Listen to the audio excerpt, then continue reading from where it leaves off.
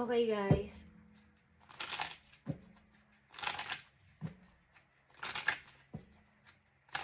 Taurus, pag-ibig ninyo, guys.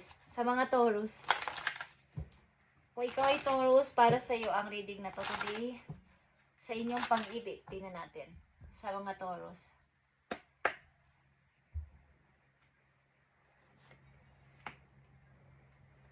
Okay? Open yourself to love. Sa mga Taurus. At kaya, hindi man araw-araw, pero almost is every other day ako nagre-read, guys. Pag minsan naman ay hindi, this is a message. At maraming energy. Hindi lang iisa ang Taurus, maraming energy ang bibigyan ng message. So, kung para sa inyo ang message na to is, pakinggan nyo mabuti. Okay? Tingnan natin nakapalog sa message na to. Para to sa Taurus, pag-ibig ng mga Taurus. Okay. Three of Cups is here. So, tingnan natin. Deepening. A relationship will finally deepen in the next few months. You have been waiting for this. Okay, so ito ay magiging malalim ng inyong pag-iibigan ng person na to. Ito isang good news para sa iyo o para sa isang tao na nag-iibigan. So, finally, next few days, guys, sa mga susunod na mga buwan is magiging malalim na ito inyong relasyon. Maring kung ikaw ay lalaki, sasagutin ka na niya. At kung ikaw ay babae, maring kayo ay something na magle-level up ng inyong relationship ng tao na to. Okay? Taurus, tingnan natin itong deepening. 7 of Swords, 4 of Pentacles, and 6 of Pentacles.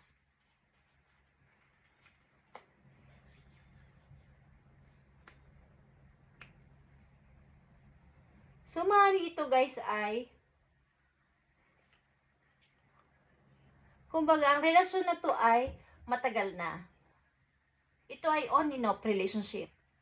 But may pagbibigayan. Kumbaga, kahit on and off kayo is, nandun yung pagpapatawad. Kahit na may nagsisinungaling, kahit na mayroong selfish, is mayroong pagpapatawad. Mayroong pagbibigayan. Tingnan natin to, guys. Ang deepening sa inyong relasyon. Taurus, maaaring, ko alam kung gusto nyo ang ganitong sitwasyon, but ito ay magbabati, mag-aaway, magkakasundo, mag-aaway, at kayo pa din. Tingnan natin ang mga message dito sa deepening. Okay. The Tower is here. Something, guys, ang foundation ng inyong love ay hindi yung parang lagi sinusubok ng tadhana. Okay? Parang hindi siya yung tipong matibay. Konting away, bigla na lang nagtatampo, aalis, or hindi na mag-iimik, hindi na magsasalita, or ibablock ang isa, ibablock si ganon, at matagal. Pero andyan yung pagtanggap ulit. Okay. Tingnan natin to. 8 of Wands, 7 of Cups, and Page of Swords. Guys. Maaaring ito ay pag nag-message gusto agad sasagutin. Okay? Yung sino man sa inyong dalawa. Pag nag-message gusto ko sasagot ka kaagad. Hindi ko alam kung ito ay kayo ay magkalayo. But ito ay online messages ito. Okay? At maaaring maraming tukso sa paligid. Maraming mga gumagambala. Kaya nagkakaroon ng mga hindi pagkakaintindihan. May nagpapapansin sa iyo, may nagpapapansin sa kanya. At maraming mga, kumbaga hindi diretso, hindi matured. Hindi mature ang foundation nito, ng love na to. But andito yung mga pag-i-stalk, pag-i-spy. Okay. Ang inyong relasyon ng iyong ka-connection na to ay on and off. Taurus. But, maaaring magiging malinaw na to pagdating ng mga ilang buwan. Lalalim na inyong ang connection na yung dalawa. Tingnan natin to, guys. Deepening. sa mga Taurus, pag-ibig ninyo. Maraming nakikisaw-saw na mga tao sa inyong relasyon. Maraming mga chismis, maraming nagsasalita. At nandito ang Queen of Wands, guys. Okay, deepening is here. Okay. Meron kayong iniisip o may nag-iisip sa inyo ng ito na yung masayang family na hinahanap ko. Ito na, ilalagay na ako sa tahimik, magpapakasal na ako, magkakaroon na ako ng pamilya. Finally, magkakaroon ako ng pamilya. But andito pa din yung pag-overthink, kaguluhan sa isip. Parang pabago-bago ang isip. Mag-iisip na ito na yon. Kami na talaga. Hindi na kami mag-aaway. Okay na kami. But andito pa din yung pag-overthink. Kaguluhan sa isip. Tignan natin ito, guys. Deepening. Taurus. So, separation is here, guys. Time apart from your partner is on the horizon. Ito man ay masasabi ninyong mahal ninyo o masasabi ninyong soulmate ninyo is hindi nangangahulugan na ang soulmate ay nagkakatuluyan panghabang buhay. Maring kayo ay sa tagal ng inyong mga pinagsamahan, on in a relationship kayo ay meron na kayong connection na dalawa. Deep connection. Okay? Maring ang pagsasama ninyo ay hindi laging, kumbaga, may naalis, may nabalik. Okay. Hindi nagtatagal sa bahay.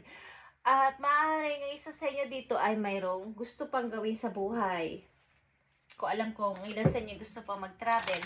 Kaya kayo ay temporary muna maghihiwalay o magiging mag-aalis muna dahil sa karir. Okay, guys. Tingnan natin ang payo sa inyo, Taurus.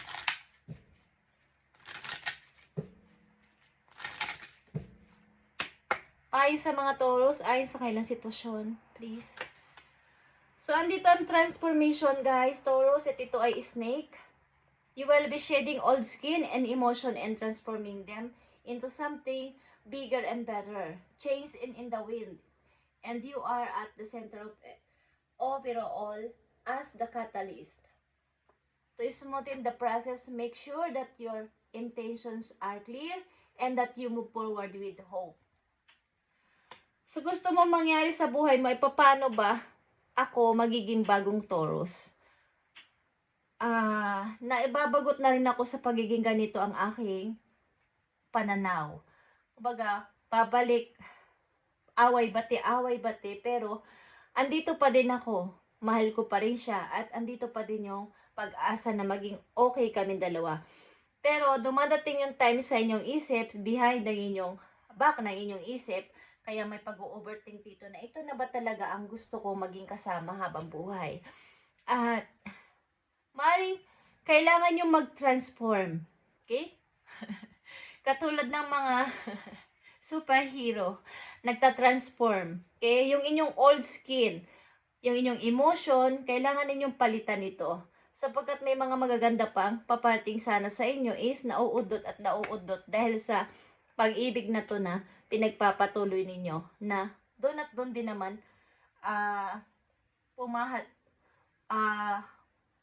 humahantong. Parang hiwalay, balikan. So, kailangan nyo dito maging sure sa inyong intention kung talagang magpo-forward na ako finally. Kailangan ko nang maging totoo sa ngayon.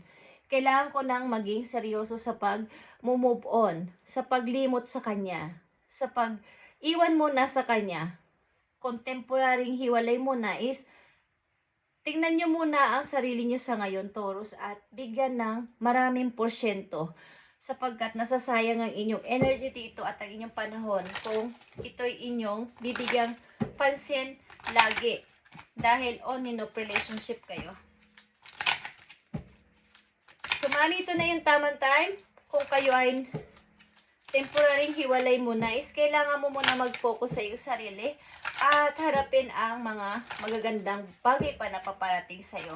So, kailangan na ikaw ay yung intention at clear na yung sarili mo para mag-forward ng tuloy-tuloy. Tingnan natin itong deepening, guys. Okay. Taurus, tingnan natin to.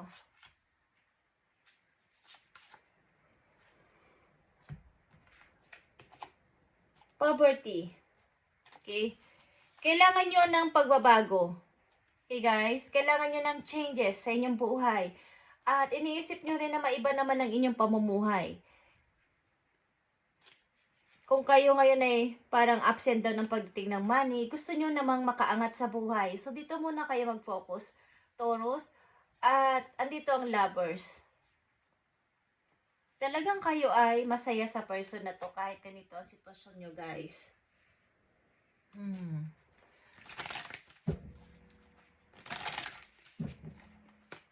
So, make sure kung gusto ninyo ng pagpapatuloy sa buhay, bago ang relasyon na to is yung inyong intention ay sure na kayong mag-forward ng tuloy-tuloy. Andyan lang naman itong pag-ibig na to at hindi naman umaalis o nawawala. Kumbaga, konti munang laylo, okay? Break muna sa ganitong sitwasyon at medyo tingnan muna ang sarili sa ngayon. Okay, tingnan natin ang kahihinat na nito o anong message sa inyo about dito, guys, sa mga Taurus. So, maaaring kayo ay lalayo, something trouble is here, Taurus, at maaaring kayo ay mamimili muna sa ngayon, okay, ng bagong path ng buhay. Dito ang King of Wands at King of Arrows, guys. So, maaaring sa inyong kasalukuyan sa ngayon, bagamat kayo nasa relasyon na to ay merong nagtatalon, dalawang person sa inyong buhay, sa inyong isip, at hindi nyo alam kung paano na ba to. Okay. Kailangan kong mamili. Ang isa dito ay nasa malayong lugar, guys. Ang isa ay inyo nang kasama. Okay? Maaaring nakasama nyo na sa bahay, or kinakasama nyo o asawa nyo, but gusto nyo maging malaya na sapagkat ang relasyon na to ay hindi solid, parang puno ng kasinungalingan. Nagkakaroon ng pagbabalikan, mag-aaway, magbabalikan, at napapagod na rin kayo. Gusto nyo ng bago naman at maging okay na sa susunod.